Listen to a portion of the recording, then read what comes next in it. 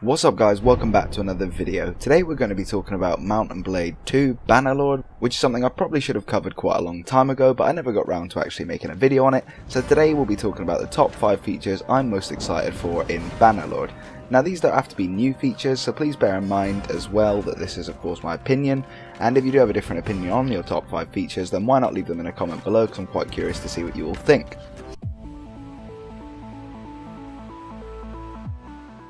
Now, the first feature I have to mention is of course the combat or melee system. Mount & Blade has only been able to entertain me and many other players for as long as it could due to its great and very unique melee system. And I'm glad to say that in Bannerlord the developers have said the melee system will be very similar, but of course with a few tweaks to just kind of brighten it up a bit. And the tweaks I'm somewhat excited about as well, because these are things such as two-handed weapons will now be able to hit multiple enemies at once with a single swing. Now I'm unsure if that's 2 people, 3 people, 4 people or even more, but this should make two-handed weapons more useful in large scale battles, or less useful of course if you somehow team kill everyone.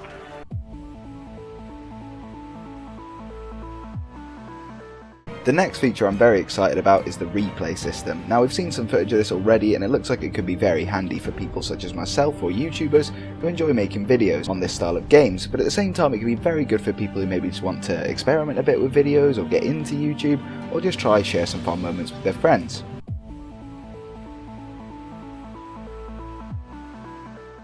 The next feature, which is quite a big one for me, is in relation to the gangs that will be within towns that you can then take over or take out depending what kind of character you are. This could mean if you're more of a rogue, you might join and take over a gang and then take money from the local shops, which means their economy within that town is going to get weaker, or if you want to help a town out, then if you're a better character, you know, a bit more noble, then you might kill the gang and the city will recover.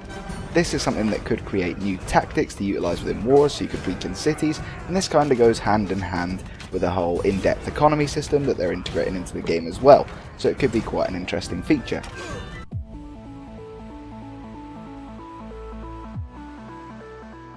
Another feature that really keeps me interested as well is the weather system, which not only rotates through all 4 seasons, obviously depending which time of the year it is, and it makes the map and environment change throughout the year, but it also means that certain units are going to be less effective than others in certain seasons. This could be a real game changer when it comes to tactics and army composition, whereas on Warband you could just spam cavalry for example, or spam archers. In this game you may need to have a bit more of a balanced army, otherwise certain units may be useless for you at certain times of the year, making your entire army rendered hopeless.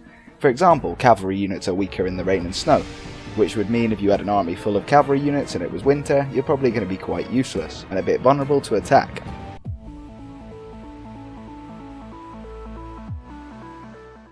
The final feature or area I'm going to talk about today to do with Bannerlord has to be the sieges. Now the reason I want to talk about sieges I think is quite obvious personally, and there's quite a few of them to be honest. There will be a lot more siege weapons on Bannerlord, ranging from rams to towers to catapults to trebuchets, just about anything, and you can interact with all of these. So it's going to be a different experience each time you besiege a town or castle. One day you could be ramming the gate, the next you could be up a siege tower scaling the walls. This in turn also means that castles and towns will be a lot more destructible, which again would just make for a more unique and immersive experience in general and during each siege, and it should make for some very interesting battles both online and within single player.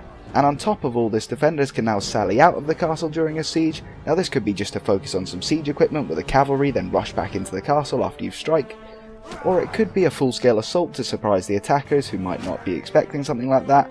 And it could be just quite a cool feature and lead for a lot more possibilities, keeping the game a bit less stale than Warband could occasionally be in the campaign.